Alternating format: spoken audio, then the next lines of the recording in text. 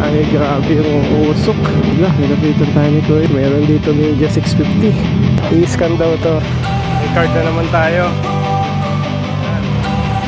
Easy trip, saka auto sleep. Don't wanna sleep in, cause I got something to prove. I gotta take what I hate and finally make a move. I think of you and all the shit you don't do. Well, I'ma make hella sure that I don't become you. I have no regrets, yeah, I'll tie up my chest. I'll never forget what it's like to be in debt. Hello mga ka-JTech, nandito tayo sa Tokwan at papunta tayo ng Honda Bendia. First time natin papa-PMS ito, si ating Honda CB650R.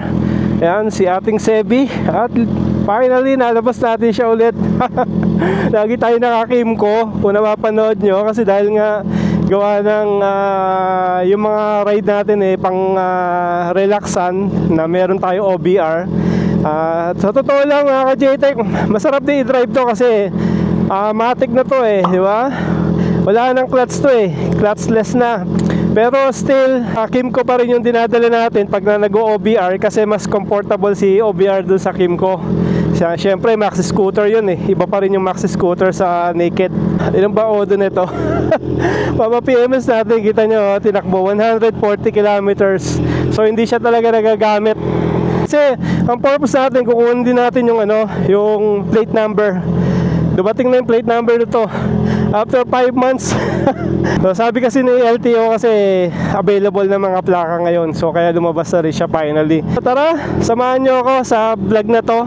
Papakabit tayo ng RFID. Tapos kunin yung plaka, PMS. So tatlong tatlong purpose to. So sulit na lakad ito mga ka-JTech. Ayan, pasok na tayo mga ka-JTech ng Cavitex. Ayan, mahaba na naman ang pila. Patay tayo sa wala tayo RFID dito. Baka pipila tayo sa CAS. Ay, grabe yung usok.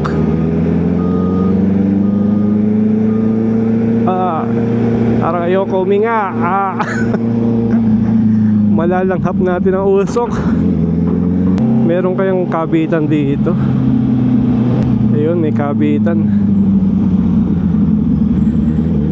Pero doon na lang tayo sa kabila magpakabit. Ay, nako. Hala, nilapitan tayo ni Kuya. Kala ko, huliin ako. Ang ganda ng ngiti niya. Kala ko, sisitahin ako. Ilang sisi ang boss? Pero matagal na tong CB sa kalye. So hindi mo na kailangan itong kabisaduhin.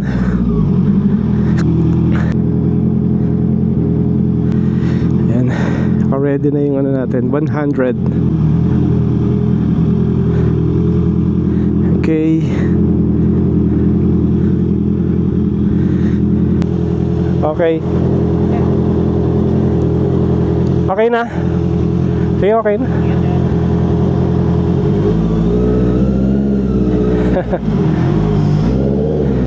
Doon tayo pakabit sa kabila. Mas maganda yung kabitan kasi doon Ayan, sa may toll plaza. Before the toll plaza, magkakaliwa tayo. Kakakanan tayo dyan. Wala, dami rin.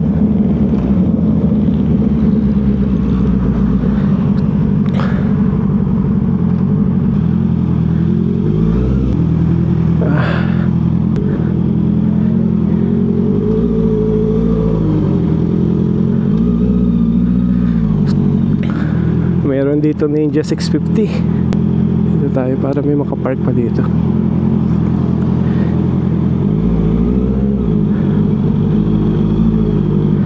Ayan, dito tayo banda. Scan mo na lang yun. Online application. Ayan, i-scan daw ito mga ka-JTech. Okay. Ang bagal na internet. Ano ba yung pipindutin dito? Set ko sir para Hindi ko alam yung mga 25 model yan sir. Ha? Oo. I-clutch. Wala nang clutch Kaya mga ka-JTech, alis na si Ninja 650. Ayan. Po name nyo po? Jam, si Jam daw. Ayan, si Jam. Dito sa Easy Trip sa Coastal, Cavite. Ayan, siya yung ano sa atin, mag-asikaso ng RFID. Ayan, nakakabitan ni Jam. Jam ba, no? Ayan, pinicturan pa, oh.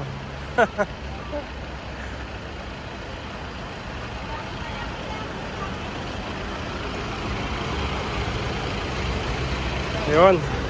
May card na naman tayo. Ngayon, dito lang sa ano, Jam, sa ibabaw. Pantay mo na lang dyan sa ano, katapat niya.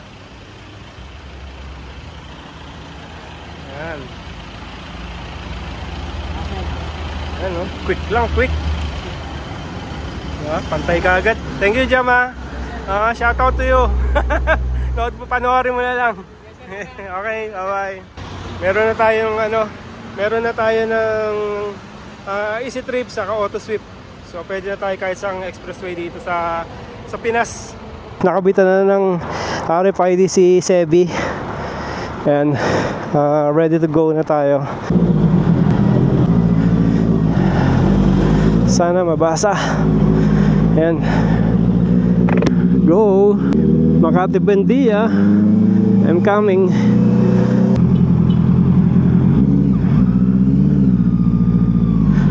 Okay, dun tayo sa may leftmost.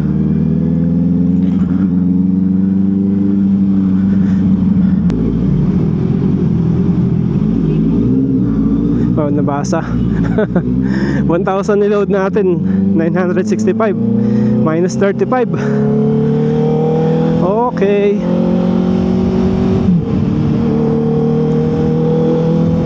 Sarap magmotor. Sanay na rin tayo sa expressway. Iba takot pa rin eh. Mas masarap nga magmotor sa expressway, ang luwag eh. Diba?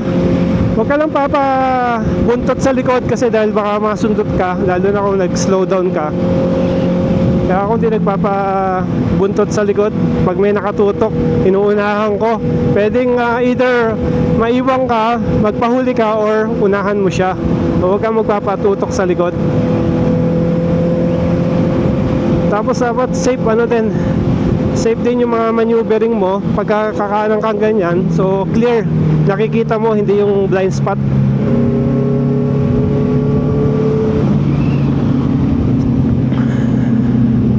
Ayan, downshift tayo. Kita nyo yung rinig nyo yung downshift, no?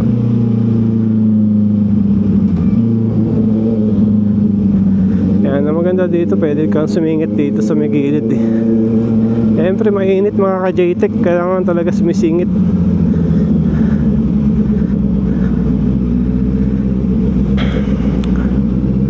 Ayan, dun tayo sa may lilim. Spotted na lilim. Eto, naka AK 550 si kuya. Yun, go.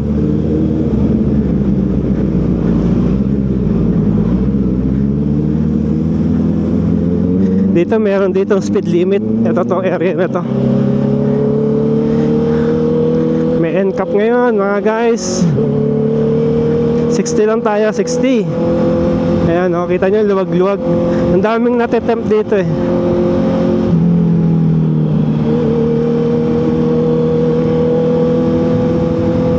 MC lane tayo, MC lane.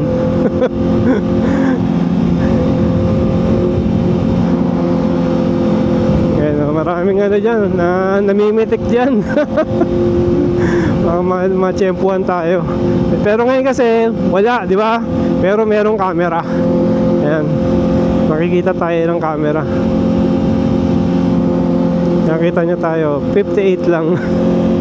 Sunod na lang tayo para walang hassle.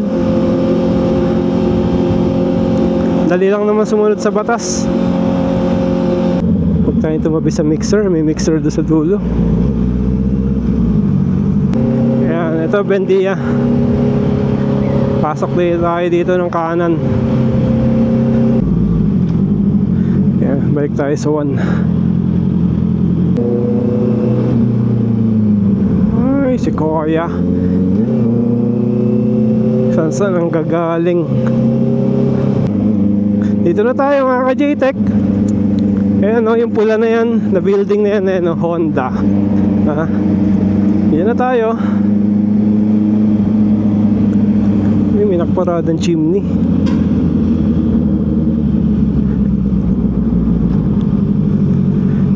Ba't sarado pa yung service nila?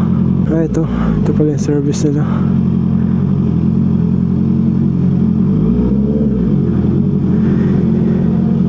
Mukhang mahaba yung pag-aantay natin. Yari tayo. Ang daming motor dito sa labas. Mukhang lahat magpapa-PMS. Wala tayong schedule. Sana ma-accommodate tayo. Sunday, sayang ang lakad. Ayan, sige. Balikan ko kayo mga ka-JTech. Ayan na guys yung ano natin, plaka. Ayos. May plaka na si Sebi. Signing ni Harleen Budol lang. Ito yung motor ng Harleen Budol. Yan na yung motor natin ng ka-JTech.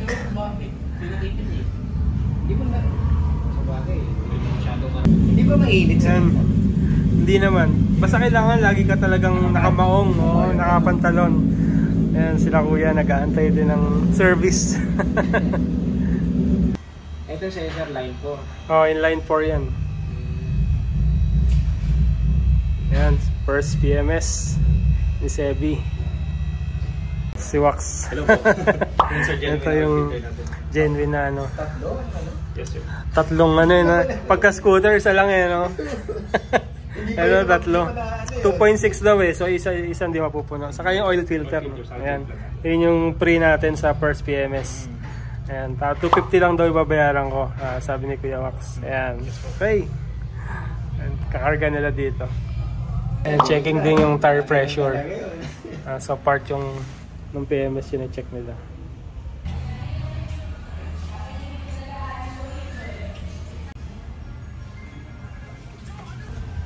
Okay na. Sir, excuse me. Sir, patapos na po. Sir. Sa March pa, 6 months Kung niya. sakaling hindi po kayo makapag 5,000 kilometers. Ayun po. Okay. Don't wanna sleep in, cause I got something to prove. I gotta take what I hate and finally make a